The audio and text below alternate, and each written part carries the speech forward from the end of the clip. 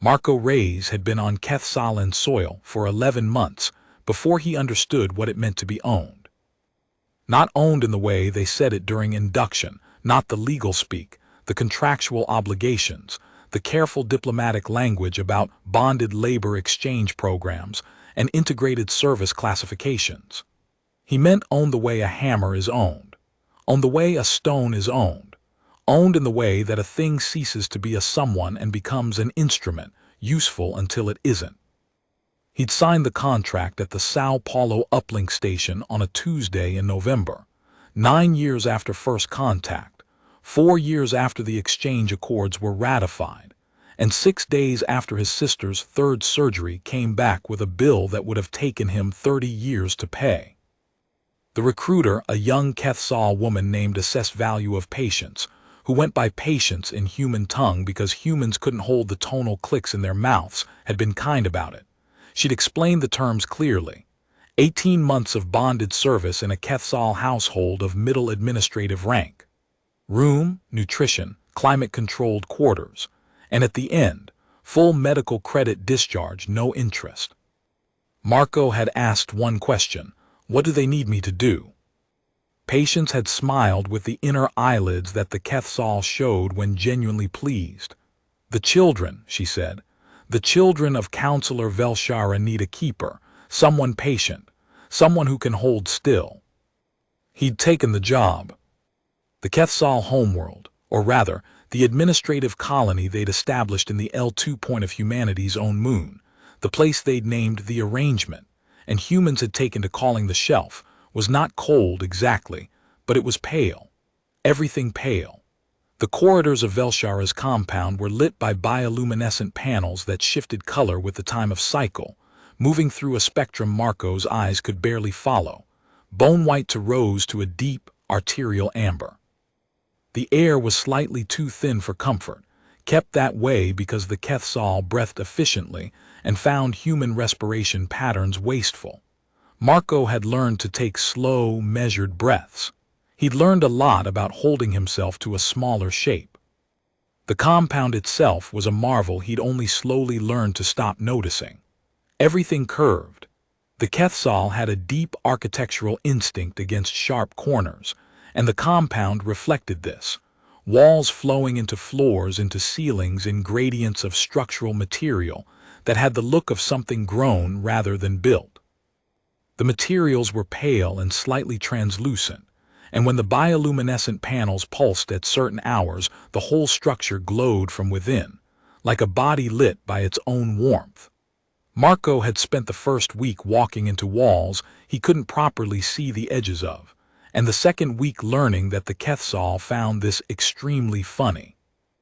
They didn't laugh the way humans laughed. They made a sound like wind through a narrow gap, a brief, involuntary exhale with a tonal quality that Marco had learned to read as delight. The first time he'd walked into the kitchen partition and made the undignified stumbling sound that humans make when they've walked into something they thought was air, all 3 children had made the wind gap sound at once, a small chorus, and even Velshara had produced a controlled version of it from the far corridor, which Marco had only learned was a laugh 3 weeks later when Long Patience explained it to him during one of their amber light nights. The 3 children were named Long Patience of Stone, First Breath After Rain, and the youngest, barely out of her hatchling stage, who had no proper name yet, and whom Marco privately called Pebble, because she followed him around like one, tumbling up underfoot and sitting on his shoes. Pebble was the one he loved first, honestly, even though he tried not to. She was small and iridescent, and she made sounds like a flute when she was curious, this ascending trill that meant she'd noticed something new. She had 6 eyes, arranged in 2 horizontal rows, and they all moved independently, which should have been unsettling, but after 3 weeks just looked expressive. She communicated in a mix of tonal clicks, color flushes through her crest, and a low subsonic hum Marco could feel more than hear. He'd learned to read her before he'd learned a word of formal Kethsal. Long Patience, the eldest, 12 cycles, which translated to something like 9 Earth years, was formal and cautious and watched Marco with the flat analytical regard of someone being careful not to be caught hoping. He was the one who flinched when Marco moved too fast. He was the one who Marco was most careful around. He set the table for meals with precise, ritual attention, each utensil placed at an exact angle to the serving dish. Each portion calculated in the Quetzal way, not by appetite but by metabolic requirement, weighed on the small brass scale he kept in his chamber. Marco had watched him do this every morning and evening for the first 6 weeks, before understanding that the ritual wasn't compulsion but respect. Long patience believed that things deserved to be done correctly, and correctness was its own kind of care. First Breath, the middle child, who went by Rain in Marco's private accounting, was the contrarian. She liked to argue in the clicking speech language Marco was slowly, imperfectly learning, and she would correct his grammar with the specific satisfaction of someone who has finally found something they're better at than an adult. She was quick and angular and had a habit of appearing at Marco's elbow with questions he wasn't prepared for. Why did humans need to sleep so much? Why did human skin come in different shades while Quetzal only varied in crest coloring? Why did humans invent something called bread, when compression-processed nutrient blocks existed and were perfectly sufficient? Marco had tried carefully to explain sourdough fermentation to her on day 43.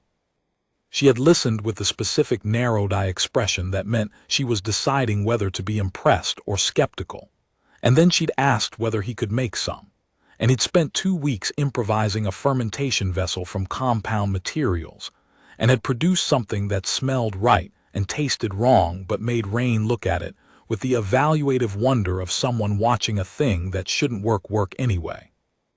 Their mother, Counselor Velshara, was tall even by Quetzal standards, and she had the particular stillness of someone who had learned to be patient in a way that transcended mere personality and had become structural.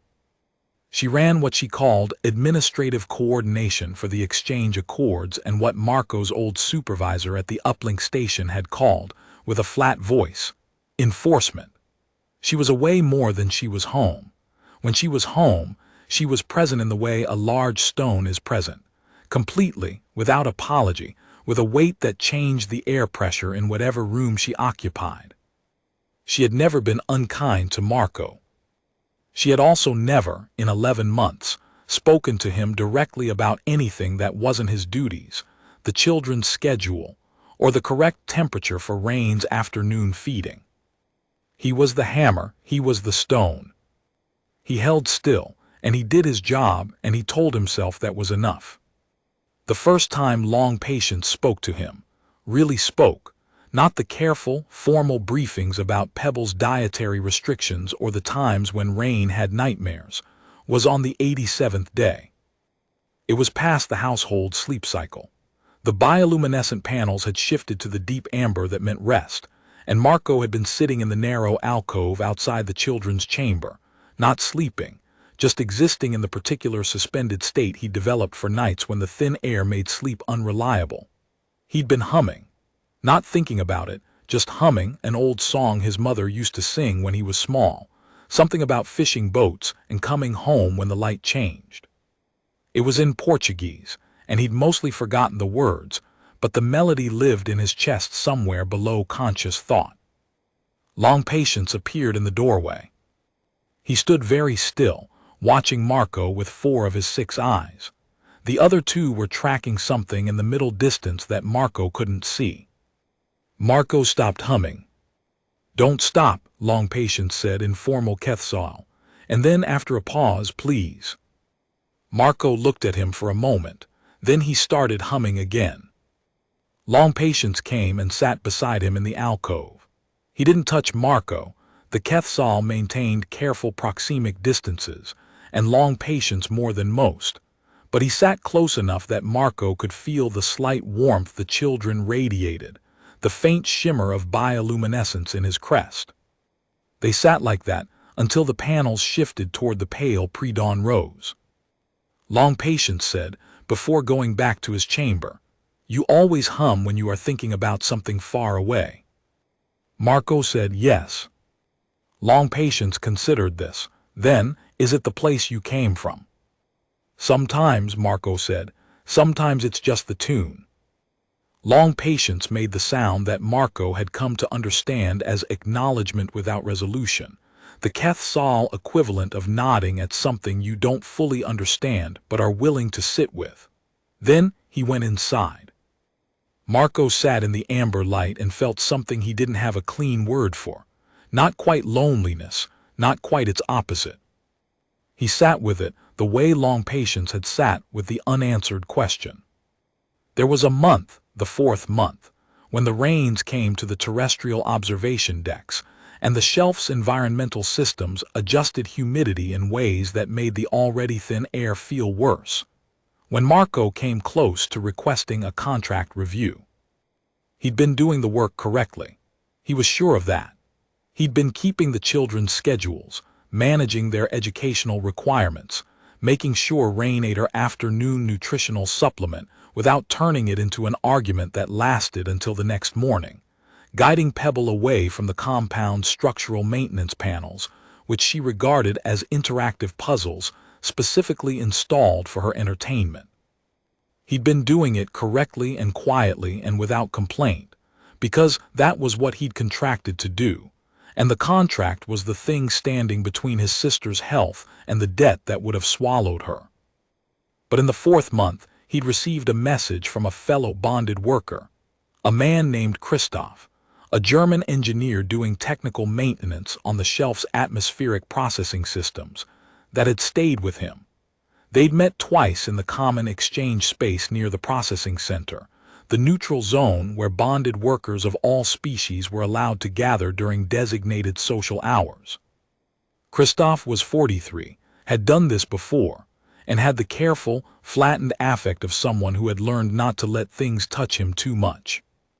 The trick, Christoph had said on the second meeting, eating the nutrient paste that was provided at the exchange center with the studied indifference of someone who had made peace with worse, is to stop thinking of them as people. Not in a cruel way. Just you stop trying to build something. You stop expecting it to mean anything. You come in, you do the service, you go home. Anything else just makes it harder. Marco had nodded. He'd gone back to the compound. He'd done the evening routine, meals, educational supervision, the gentle navigation of Pebble's resistance to sleep, the specific lighting adjustment Long Patience needed to be comfortable after the amber cycle began, the small glass of warm liquid Rain drank at rest cycle that she refused to admit helped her sleep. And he'd thought about what Christoph had said. Then Pebble had appeared from her chamber and walked across the common room and climbed onto his feet and made the low subsonic hum, and Marco had stood there with an alien child sitting on his shoes, and felt something in his chest cavity crack open in a way that felt irreversible. He hadn't requested the contract review. He'd stayed. Rain tried to steal his ID chip on day 109. He caught her with her small, clever fingers halfway into his jacket pocket, and she went absolutely rigid with the particular frozen stillness of someone who had been caught and is calculating whether to brazen it out or bolt. Marco looked at her. She looked back, all 6 eyes wide. He said in his terrible broken Quetzal, "What do you need it for?" She unclenched her fist. The chip sat in her small palm, warm from his body heat. "Proof," she said. "Of what?" She made the frustrated clicking sound that meant the concept didn't have a clean Quetzal analog, and then she switched, surprising him, because she almost never did this, into the halting, accented human language that she'd been secretly studying from the household's educational terminal. "Proof that you are real person," she said. "Some children at Learning Hall say that bonded humans are not real persons, that you are like the cleaning units. I want to show them this makes you real person." Marco looked at the chip. He said, "I don't need a chip to be a real person." Rain looked at him with the evaluative precision of someone weighing an argument. "But they won't believe without proof," she said. Then they won't believe, Marco said. That's their problem. Rain considered this with profound dissatisfaction. She put the chip back in his pocket. You are strange, she said in Quetzal. Yes, Marco said. She stalked off. Marco watched her go and felt a warmth that had nothing to do with the ambient temperature in the corridors. He was not going to get attached.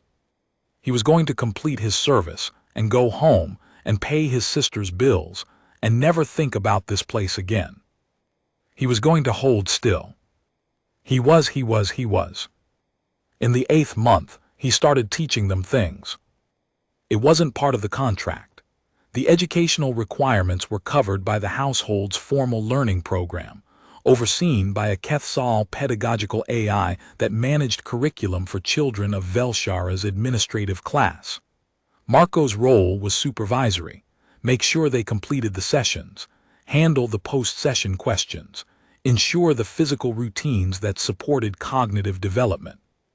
But Rain asked him one evening, with the directness she always brought to anything she actually wanted, what do humans know that Quetzal don't know yet? Marco had thought about it honestly. Bread, he said. She did not find this satisfactory. History, he said. We have a lot of history. Most of it went wrong in ways we eventually learned something from. Rain had the expression that meant she was deciding whether to be interested. Tell me one, she said. He told her about the mission to the moon. Not the triumphant version. He told her the version with the oxygen fire. The 3 men who died on the launch pad. The engineers who spent 2 weeks calculating orbital rendezvous trajectories by hand because the computer failed. The last-second decision to use the lunar module engine in a way it had never been intended to be used. He told it the way he'd had it told to him when he was 9, by his grandmother, who'd watched it on a black-and-white television as a girl, and had never forgotten the particular quality of that day's silence when the capsule came down. Rain listened with all 6 eyes converged, maximum attention, no reserve processing, and when he finished she was quiet for a long time and then she said, They sent 3 people knowing 2 of the ways it could end would kill them. Yes, Marco said. And they went. Yes. Rain made the wind gap sound very small, not a laugh, something closer to wonder. Long Patience started coming to those evenings. He didn't request to, he just appeared, and Marco made space in the conversation, and Long Patience sat with his usual careful 6 spaces distance that was, by the 10th month, 2 paces, then 1. Pebble listened to the stories with her head tilted and her crest at the color that meant deep processing. She didn't understand most of it, Marco suspected.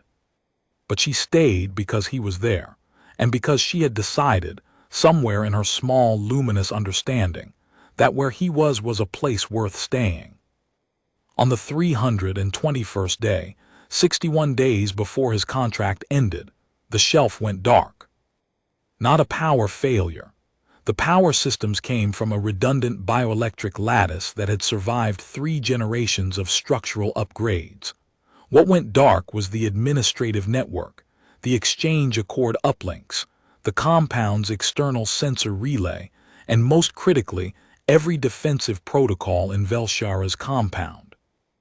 Marco was in the children's wing when it happened. The lights shifted from pale rose to the deep red emergency spectrum, and then the external comm shunt let in a sound that wasn't alarm, wasn't signal, it was something else, something with teeth. A frequency that made the children flinch and press close. Pebble climbed up his arm and pressed her face against his neck. She was shaking. Long Patience said, in a voice carefully controlled, "That is a breacher frequency." Marco didn't know the word. He looked at Long Patience. "It cancels the biorecognition locks," Long Patience said. "It is used when someone wants to enter a space that does not want to be entered." Rain said something in low Quetzal that Marco caught fragments of. Something about the Accord dissidents, a faction called the Unweighted, who had been in the external news feeds for months, who believed the exchange program was a corruption, who had been systematically attacking administrative Quetzal households across the shelf. Marco knew the name. He'd been following the news from the limited terminal access his contract allowed. He'd been worried in the abstract, specific way you worry about something that has not become personal yet. It was becoming personal now. He said, "Where's your mother?" Long Patience checked the household's internal system, still partially functional, and said, 7 sectors away, the administrative summit. She cannot get here quickly. How long would she need? Long Patience calculated. 47 minutes. The breacher frequency will have the outer gates down in 12. Pebble made a thin ascending trill against Marco's neck. The curiosity sound, but frightened, pitched high and broken. Marco took a breath of the too thin air. He thought about his sister. He thought about the fishing boat song. He thought about the hammer, the stone, the careful smallness he'd been folding himself into for 11 months. He thought about Long Patience sitting with him in the amber light, Rain's small palm with the chip. Pebble's weight on his feet morning after morning. The stories about the moon, the 3 who went knowing 2 of the ways it could end.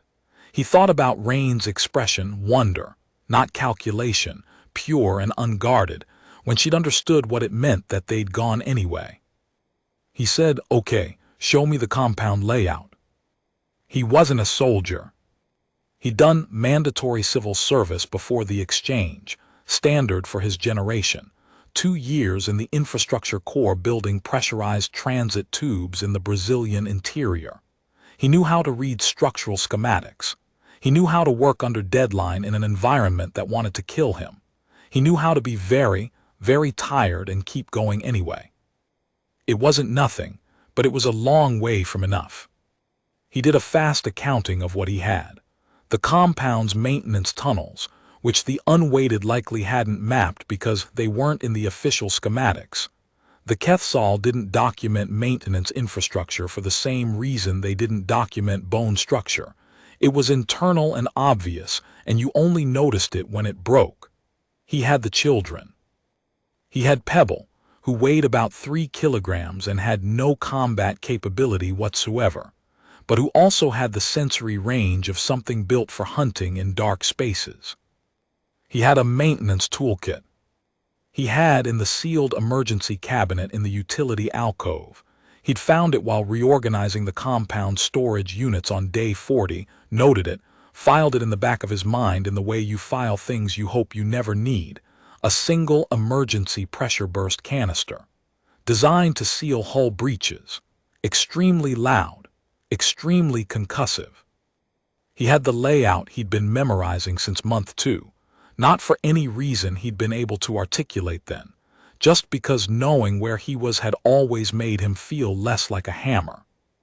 "Rain," he said, "I need you to do something." She was watching him with an expression he'd never seen on her before, all 6 eyes tracking him simultaneously, the processing reserve gone, nothing withheld. "What?" "The household AI. Is it still running subsystem functions even with the network down?" "Yes. Environmental and emergency protocols are locally housed." "Can you get into the emergency protocol subsystem from the children's terminal?"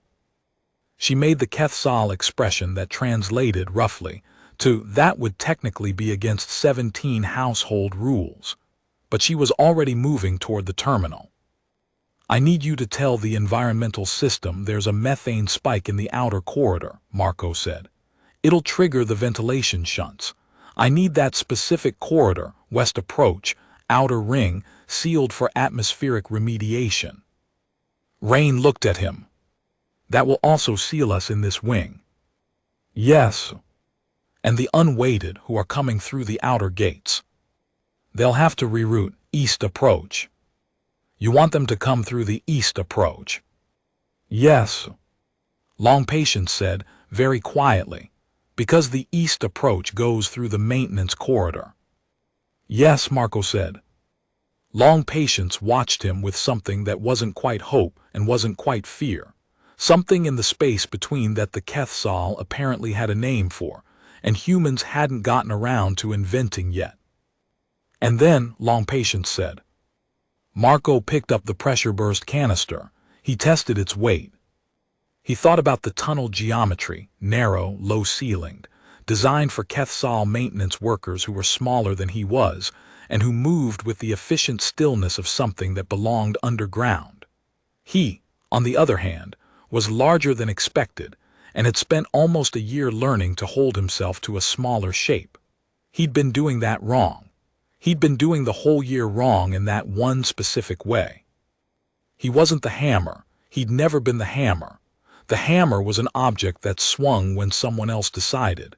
He was the one who picked the hammer up, weighed it, decided what needed doing, and did it. He gave Pebble to Long Patience because she wouldn't let go of him otherwise, and he had to peel her fingers from his collar one by one, and she made the thin, frightened trill the whole time, and he said quietly, in the bad Kethsal he'd been building word by word for 11 months. I will come back. Stay with your brother. Pebble stared at him with all 6 eyes. Then she let go. The maintenance tunnel was everything he'd mapped in his head, and nothing like being in it. Low ceiling, smell of recycled atmosphere and the faint mineral bitterness of the shelf's structural substrate. Emergency lighting, a thin bioluminescent strip along the floor, gave enough light to move by and not enough to be comfortable. He moved with his back to the east wall, counting his steps, counting his breaths. He passed the junction he'd been at 30 times servicing the water recycling unit. He passed the panel he'd replaced twice because Pebble had, despite everything, worked out where it was and treated it as interactive. He passed the spot where the ceiling dipped lowest, where he developed the specific ducking gait of someone who has learned a space so well they don't have to think about it anymore. He'd gone through the compound's external sensor logs when he had access to them, months ago, out of the same vague anxiety that had made him memorize the layout. The unweighted favored entry teams of 3. Standard breacher and sweep formation, 1.2 flanks. They were disciplined for dissidents. They were well-equipped for dissidents. They were not, as far as Marco could determine, prepared for the specific problem of a maintenance corridor designed around Kethsal proportions being navigated by a human who was exactly the wrong shape for it, which meant, paradoxically, the right shape, because the ceiling forced even the Kethsal to move slowly and carefully. And Marco, who had been ducking and flattening himself through this tunnel for months just to get to the recycling processors, had developed a particular way of moving through it that was fluent and strange, and nothing like how the unweighted would have trained. He heard them before he saw them. The Kethsal moved silently as a rule, but the breacher frequency they were broadcasting, still active, still killing the biolocs through the walls, created a faint resonance that Marco could feel in his chest cavity. 3 sets of footfalls. The sound the Kethsal made with their 6-fingered grips on the tunnel walls, different from the sounds made by Velshara's children, different from the cleaning units, a specific weight and rhythm that said adult, trained, determined. Marco pressed himself into a maintenance alcove designed for storage, barely big enough to hold him sideways, and he breathed, slow, measured, the thin air doing what it did. He thought about what he was. He was a bonded laborer, 11 months into an 18-month contract. He was a man who had come here for money because his sister needed surgery and this was the price. He was not trained for this. He did not have clearance for this. He was, in every official sense, a hammer, an object, a classification, a number in the exchange accords labor accounting. He thought about Pebble letting go of his collar. He thought about Long Patience and the amber light in the fishing boat song, and how Long Patience had made the wind gap sound, barely, almost inaudibly, like he was surprised it was there. The first time Marco had gotten the harmony right. He thought about Rain with the chip in her palm, proof that you are a real person. He was. The point of the entry team rounded the tunnel bend. Marco came out of the alcove moving. He didn't win cleanly. He never told the story as though he had. He won because of the maintenance tunnel's geometry, the low ceiling that forced even the Quetzal to move with their crests compressed, which eliminated their primary threat display, which meant their fight response was half a beat slower than it would have been in open space.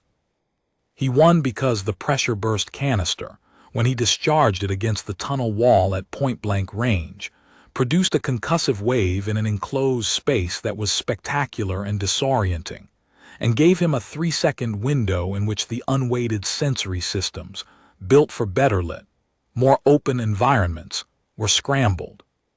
He won because he was big in a space where big was, briefly, advantageous.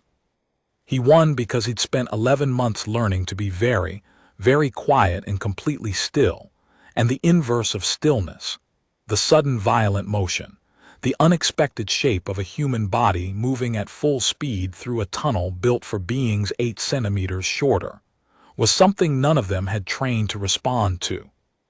He won because the human thing, the bloody stubborn refusal to stop even when stopping would have been the rational calculation, was real. The Quetzal planned well. The Quetzal were disciplined and effective, and they had done their reconnaissance, and they had made their breach with professional precision. They had not planned for a human keeper in the maintenance tunnel, because the probability matrix for that was effectively 0. They had not planned for someone who knew every structural quirk of this compound by feel, and would keep moving when the sensible thing was to stop. They had not planned for what it looked like when a person who has made a complete decision arrives in your path. He took the point of the entry team with his shoulder and the wall and the sheer inertia of a man who has committed fully to a direction. He took the left flank with the canister, the blast seal, concrete and brutal, against the tunnel wall. The right flank he took in a way that felt less like a fight and more like a negotiation that had gone badly for everyone. He came out of it bleeding from 2 places, deaf in one ear from the pressure blast, with a cracked rib that he wouldn't know was cracked until much later, because the adrenaline was doing its particular arithmetic of postponement. He'd secured all 3 of the entry team in the tunnel with restraint ties from the maintenance kit, designed for sealing conduit bundles, rated to hold several hundred kilograms of tension, repurposed in the way humans repurpose everything. He disabled the breacher frequency generator by the simple method of hitting it against the tunnel wall until it stopped making sound, which was not the method the technical manual would have suggested and was nevertheless effective. He sat on the tunnel floor for about 30 seconds and breathed the thin air and listened to the ringing in his ear. The point, the one he'd taken with his shoulder, was conscious and watching him, 4 of the 6 eyes, the other 2 unfocused, probably from the concussive blast. The unweighted said something in rapid Quetzal that Marco's damaged hearing caught only partially. He caught the word for bonded. He caught the word for keeper. He caught the tonal register of surprise, which in the Quetzal was unmistakable because they used it so rarely. Marco looked at the unweighted entry team member. The team member looked back. "I don't understand most of what you just said," Marco said in his broken Quetzal. "But I think you said something about not expecting a bonded human to fight." The team member was quiet. Then, in accented but functional human language, "We were told this compound had no security detail, only domestic staff." "That's right," Marco said. He tested the restraint ties, solid, only domestic staff. The team member's crest did a slow, disbelieving color shift. Marco wasn't sure whether it was directed at him specifically, or at the general situation of being restrained in a maintenance tunnel by someone whose job title was child keeper. Marco stood up. His ribs protested. His ear rang. His forearm was going numb in the specific way that meant it would hurt very badly later. He picked up the maintenance toolkit. He left the empty pressure burst canister on the tunnel floor. He paused at the junction and looked back at the 3 of them, restrained, disoriented, alive. "Someone will come for you," he said. "Don't try to move. Those ties are rated for conduit bundles." Then he got up and went back to the children. Pebble climbed him like a tree. the moment he came through the wing door. She made the ascending trill frantic, and then the low subsonic hum that Marco had come to understand meant home, meant safe, meant something in the Quetzal emotional register that didn't map cleanly to any human word but sat somewhere in the neighborhood of "this is where I want to be." He held her with both arms while she pressed her face against his collar. He could feel her shaking slow. Rain said in her careful accented human language, "You came back." "Yes," Marco said. Long Patience said nothing. He stood at the far side of the room, 4 of his 6 eyes on Marco, 2 on the door, and his crest was doing something Marco had never seen it do before, a slow, complex color shift that moved from amber through gold to a pale, clear white. Marco didn't know the word for what it meant, but the feeling of it was legible. The feeling of it was something he understood without language. He sat on the floor of the children's wing with Pebble in his arms, and 2 restrained, unweighted entry team members in the maintenance tunnel 20 meters away, and a cracked rib and a perforated eardrum. And he waited for Velshara. She arrived in 43 minutes. Not 47. 43. He heard her in the outer corridor before he saw her, the particular soundless but heavy way she moved, the counselor's version of presence, a density in the air. And then she was in the doorway, and for one moment she was utterly still, taking in the room. The children, the emergency lights, Marco on the floor with Pebble asleep against his shoulder. Her crest did something he'd never seen in 11 months. A full, unguarded flush, color moving through it in waves, fast and complex. In a Quetzal child that would have been an overflow, too much to contain. In someone of Velshara's rank and discipline, it was the equivalent of a human bursting into tears in a doorway because everything was okay, because the worst thing that had almost happened hadn't. She crossed the room and knelt, which was something Marco had never seen her do, and she gathered Long Patience and Rain to her and held them with all 4 of her upper limbs.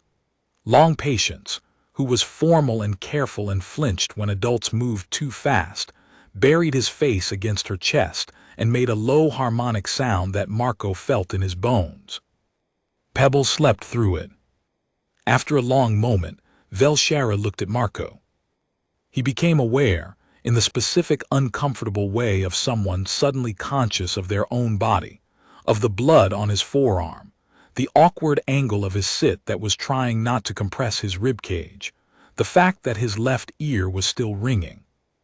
He became aware that he was holding her youngest child with the easy, practiced comfort of 11 months, and that she was watching him see her see him. She said, "You held them safe." It wasn't a question. He said, "Yes, counselor." She was quiet for a moment. The color in her crest moved slowly, still working through something. "You were not bonded to do this," she said. "Your contract classification does not require." "I know," Marco said. Velshara looked at him with the same analytical stillness she always brought to everything, but there was something different in it now, something that had changed weight. She said, "What is your name? Your given name, not your classification." "Marco," he said. "Marco Reyes." "Marco Reyes," she said. She said it carefully, in the way the Quetzal spoke human syllables, slightly over-deliberate, as though each one had a flavor worth attending to. "The children call you something else." Marco looked at Pebble sleeping against his shoulder. "Pebble calls me," he made the low subsonic hum badly. "I think it means something like the warm one who doesn't leave. She started it in month 2. Velshara's crest did the thing he was starting to recognize as something between acknowledgement and pain. "She has not had consistency," she said. "We have had," a pause, a click, a tonal sequence Marco couldn't fully parse. "Difficulties with keepers who did not stay." "I stayed," Marco said. "Yes," she said, "you did." He was in the medical bay for 4 days. Cracked rib, perforated eardrum, laceration to the right forearm that needed sealing. Quetzal medical technology was precise and cold and utterly effective, and the medical unit treated him with the same careful impersonality as the air recyclers. Functionally, completely, without any particular investment in him as a specific person. He lay in the medical alcove on the first night and stared at the bioluminescent panels and thought about Christoph's advice. Stop thinking of them as people. Stop trying to build something. He thought about how profoundly, completely, irreversibly he had failed to do that, and how it had saved 3 lives, and how he could not find it in himself to regret it. He thought about the Vatican flag his grandmother had told him about, the one that appeared in a broadcast when he was a child, the news story about some Italian filmmaker who'd imagined a mission to a distant world, who'd thought the most important thing a person could do on alien soil was plant a flag and declare themselves present.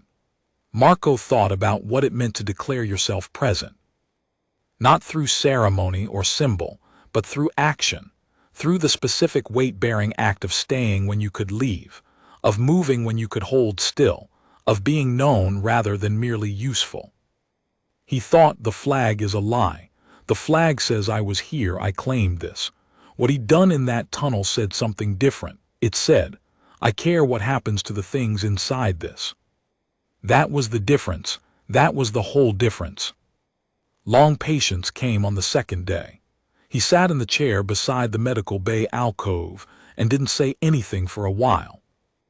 Then he said, the word for what you did, and he used a Kethsol compound that Marco hadn't encountered, and then translated it slowly in the way he'd sometimes translated things for Marco before, carefully, as though the translation was important to get right. It means something like a weight-bearing action, a thing that holds the structure up.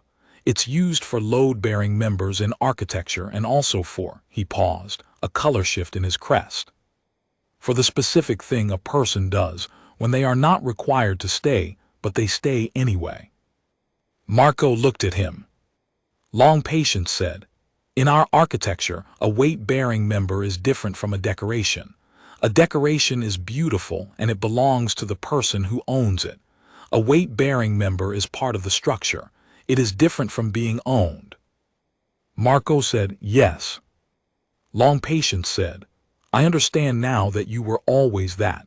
I understand now that I was confused about the difference. Marco said, a lot of people are confused about the difference. Long Patience made the acknowledgement without resolution sound. Then he said, in his careful formal Kethsol, I am glad you stayed. Marco said, me too. Rain came on the third day. She didn't sit down. She stood in the doorway and looked at him with all 6 eyes at once, which meant she was feeling something she hadn't sorted yet. She said in her accented human language, I was wrong about the chip. Marco waited. You did not need proof, she said. Proof was not the correct category for the question. The question was not, is he a real person? The question was, does he choose to be here? And chip cannot show choosing. Marco said, no, it can't. Rain looked at him with the evaluative precision she brought to everything. Can you show choosing? I think, Marco said, that's what I've been doing for 11 months. Rain made a small clicking sound that he'd heard from her before, but had never quite decoded. He watched her face and it resolved for him in that moment. It was the sound she made when she'd been trying to work something out for a long time and the answer was finally visible. Satisfaction, clean and private. She said, yes, I think that is true. Then she said, with the directness that meant she'd thought about this and was going to say it even though it was vulnerable, the children at the learning hall who said those things, they were wrong about the category entirely. It was never about what you are. It was always about what you do. Marco said, yes. Rain said, that is harder to argue against. Marco said, most true things are. She left without her usual stalking walk. She left quietly. Marco thought that might be its own kind of vocabulary. On the 4th day, Pebble came. She came, specifically, at the hour when the panels were at their deep amber, which was technically rest cycle, which she was technically supposed to be in her chamber for. She came through the door in the particular way she went through all doors, with the small body confidence of someone who has decided that doors are a formality and formalities are for people who aren't already through. She climbed onto the medical bay cot and sat on Marco's feet and made the low subsonic hum. The home safe, this is where I want to be sound. Marco, because his rib was still healing, and his ear was still ringing, and it was rest cycle and he was very tired, did not argue. He sat with her in the amber light and hummed the fishing boat song, which she had heard so many times now that she had started humming the low undertone of it, slightly off-pitch in a way that made it fuller somehow, more there. He hummed and she hummed, and outside the compound the shelf went about its complicated business of being a place where two very different kinds of people were trying to figure out how to live near each other. Marco thought about that, the long, imperfect, necessary work of it. He thought about how the exchange accords had been designed to solve a problem of labor and resource, and had created, by accident or maybe by the logic of proximity, something harder to categorize. He thought about how many Marcos there probably were, right now, in compounds across the shelf, sitting in amber light with alien children who had decided to trust them. He thought about the unweighted, 3 of them in restraints in a maintenance tunnel, who had decided the exchange was a corruption, and were probably not wrong about all of it and were absolutely wrong about the method. He thought about what it meant that humans had come to this place as bonded workers, and some of them had been treated as cleaners, and some of them had been treated as people, and the difference had nothing to do with the contract and everything to do with whether anyone in the household had learned the keeper's name. He'd been Marco raised the whole time. It had just taken a fight in a tunnel for the counselor to ask. On the 5th day, Velshara called him to her reception room. He went in with the particular braced feeling of someone expecting an official conversation, contract clarification, commendation in the administrative record, formal thank you and the Kethsal register of obligation and discharge. What he got was something else. Velshara was standing when he entered, which was unusual. She turned as he came in, and for a moment she was perfectly still, and then she made a gesture he'd seen her make when addressing the children at formal occasions. The opening of both sets of hands, the crest at full extension, the specific posture that in Kethsal meant, I see you as what you are. Not the cleaning unit, not the hammer, not the bonded classification number. She said, I would like to speak to you about your contract. Marco said, okay. Your contract, she said, has 61 days remaining. It specifies bonded service as childkeeper standard classification. It does not specify anything else. I know, Marco said. What you did, she said, was not standard classification. No, he said. She was quiet for a moment. In the Kethsal register he was beginning to understand. Her silence had a texture. This one was the kind that came before something difficult to say, the kind that meant the words being prepared were important and needed space on both sides. I have been in administrative service for 19 cycles, she said. I have interacted with many humans under the exchange accords. I have believed, a pause, a click. I have allowed myself to believe that the classification was an accurate description, that a bonded keeper was a function, not a person, that the convenience of the category outweighed the, she stopped. She said I was wrong. Marco looked at her. Velshara held his gaze with 4 of her 6 eyes, which in Kethsal formal register meant full engagement, nothing withheld. You are not a classification, she said. You are Marco Reyes. You held my children safe when you did not have to, when your contract not only did not require it but actively made it dangerous for you to attempt it. You did this because they are, the color shift in her crest, complex and private, because you stayed long enough to know them, and to care what happened to them. Marco said, yes. I would like, she said, to discharge your contract, immediately. Full medical credit cleared as of today with additional compensation for. She used the Kethsol compound long patience had taught him, the load-bearing action, the holding up. For this. For the specific thing you did that the contract does not have a word for. Marco said, I have 61 days left. Velshara said, yes. Marco looked at the room, at the pale light, the reception room where he'd stood in formal posture 100 times waiting to be dismissed.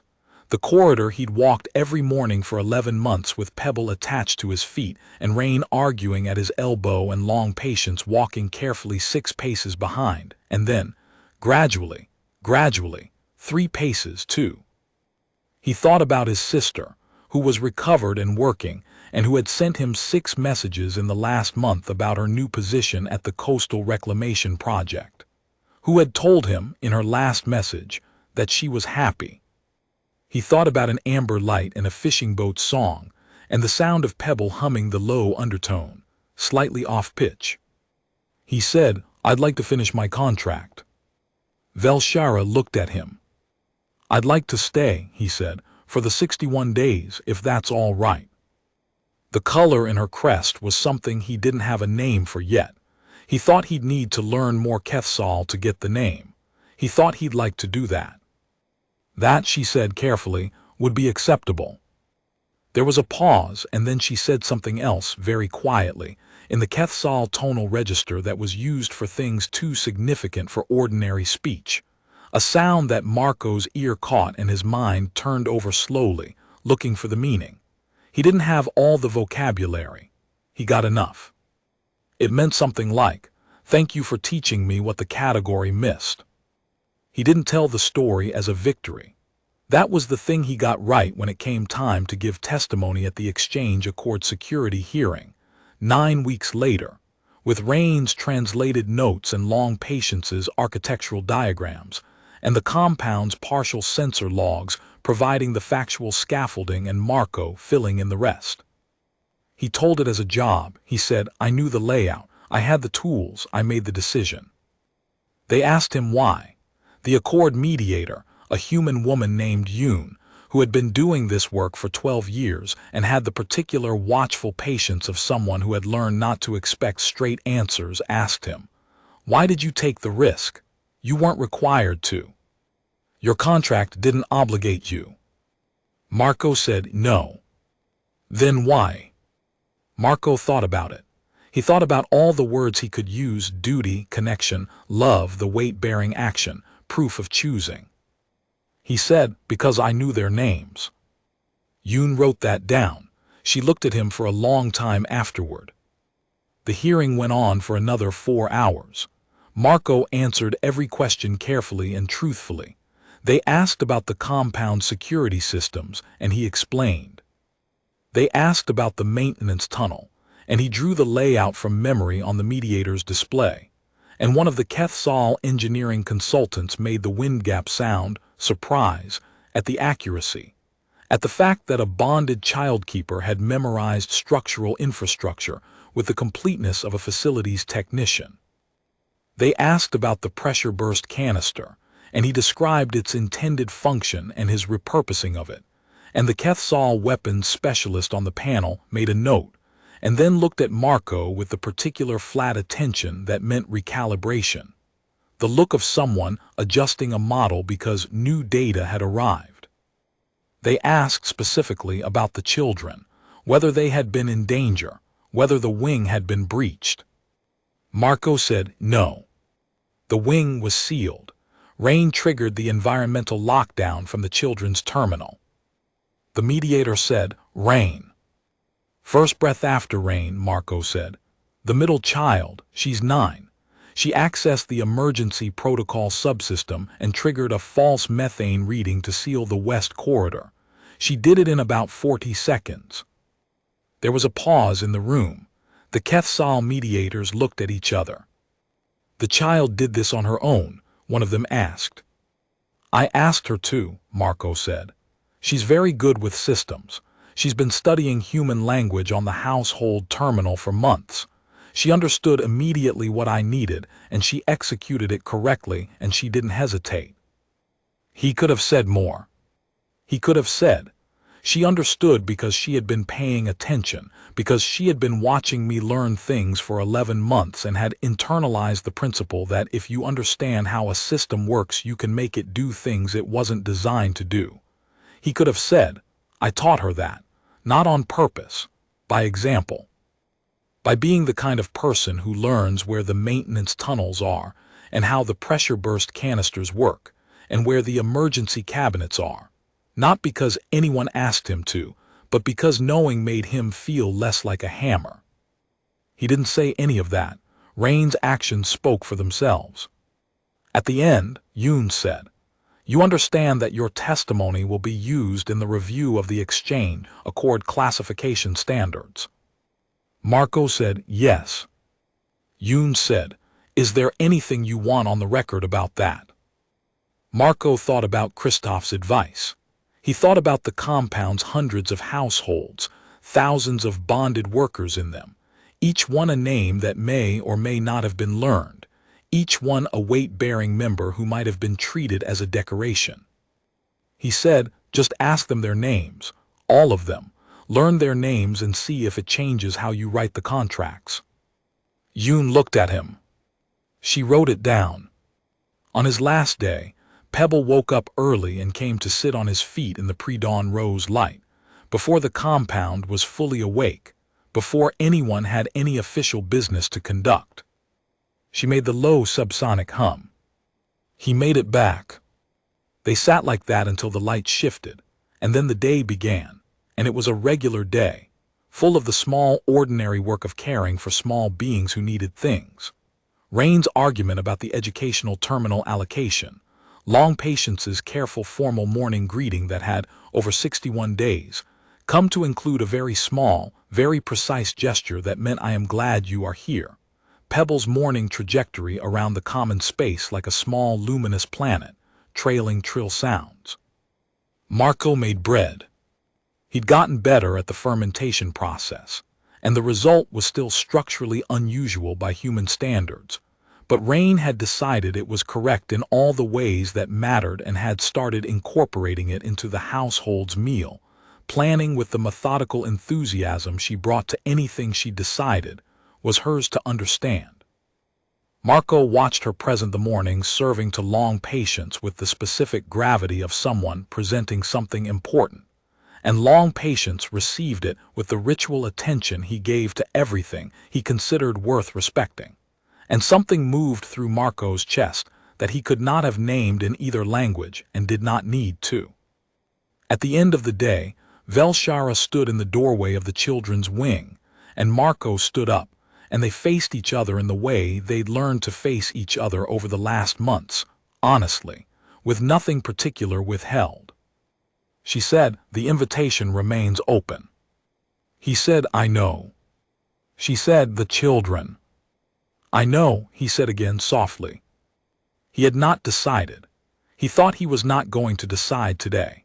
He thought the decision was going to live in him for a while and grow in the way things grow in the space between two places, between the fishing boat song and the amber light and the world that made both of them. Long Patience appeared at the corridor junction. He was carrying something, a small, precisely folded piece of the compound's structural fabric, the same translucent material that glowed when the bioluminescent panels pulsed. He'd cut it into a rectangle and scored it with the Quetzal script that Marco had been imperfectly learning for a year. He held it out. Marco took it. He looked at the script. His Quetzal was not fluent enough to read the decorative register, which used tonal markers that didn't have visual equivalents, but he caught the central glyph, the one for weight-bearing, and beneath it, in careful, formal human letters that Long Patience had practiced until they were legible, Marco Reys. Keeper. Not bonded keeper, not standard classification. Keeper. Marco looked at Long Patience. Long Patience looked back with the steady, unguarded regard that he had learned over 11 months to show without flinching. Thank you, Marco said. Long Patience made the acknowledgement without resolution sound, and then, very quietly, in his careful formal Quetzal that was starting to include a few human inflections he'd absorbed without noticing. The distance between here and where you go is not as far as it looks. Marco put the fabric in his jacket, next to the ID chip. Rain was waiting at the wing door. She didn't say anything. She just looked at him with all 6 eyes converged, maximum attention, and then she handed him a small sealed container. Inside was a portion of the bread he'd taught her to make, wrapped in nutrient-grade film with a handwritten label in 3 languages: Quetzal formal, Quetzal informal, and Portuguese. The Portuguese was terrible. The spelling was phonetic and wrong, and she'd clearly worked on it for hours. Marco held the container and felt, very precisely, the weight of a year. He shouldered his bag. Pebble appeared from behind Velshara's legs and attached herself to his ankle. He reached down and peeled her fingers off, one by one, which was how he'd always done it, and he said, in the Quetzal he now spoke with the easy imperfection of something that had become real through use. I will come back. It wasn't a contract term. It wasn't a classification. It wasn't a required statement. It was Marco Reyes telling the truth about himself. Pebble stared up at him with all 6 eyes. Then she let go. He walked out into the pale corridor, through the compound gates, out onto the broad deck of the shelf with its thin, regulated air, and its starfield that you could see from anywhere if you remembered to look up. The blue curve of the Earth was visible from the east observation point. He'd gone there once a month to see it, the whole year, which was something the contract didn't require and the counselor hadn't asked for, and nobody had noticed except Long Patience, who had started coming with him after month 4, in the careful preliminary way he did everything, and then just coming because it was theirs, because they'd made it theirs. Marco stood at the east point and looked at the blue curve and thought about what came next. He had paid off his sister's debt. He had kept 3 children safe. He had learned, in a place that had tried to make him a function, how to be a weight-bearing thing instead. He had planted no flag. He had claimed nothing. He had done something harder, which was to be known completely in a place that had not expected to know him, and to know in return. He thought about the invitation. He thought about 61 days becoming something else, something longer, something that didn't have a contract term at the end of it. He breathed the thin air. Then he went to get his papers processed, and he told himself he hadn't decided yet, and he knew, the way you know a tune in your chest before it reaches your mouth, exactly what he was going to do. Some things don't need to be said to be true. He walked through the shelf's pale corridors, and somewhere behind him, in the amber wing, a small iridescent child was already humming the undertone of the song he'd taught her without meaning to, slightly off-pitch, making it fuller, making it more there. That was the HFY moment, though nobody wrote it down that way. Not the tunnel, not the fight, not the secured entry team or the cracked rib or the pressure burst canister. It was this, a human who had come to a place to be useful and had stayed to be known. A human who had been classified as a function and had, through the slow, patient work of 11 months, become something the language didn't have a perfect word for. The weight-bearing thing. The one who stays. Marco Reyes walked to the processing station, and the blue earth hung in the starfield, and somewhere above the shelf, in the vast complicated dark between what was and what might be, the story was still moving. It was always still moving. That was the thing about humans. They didn't know how to stop.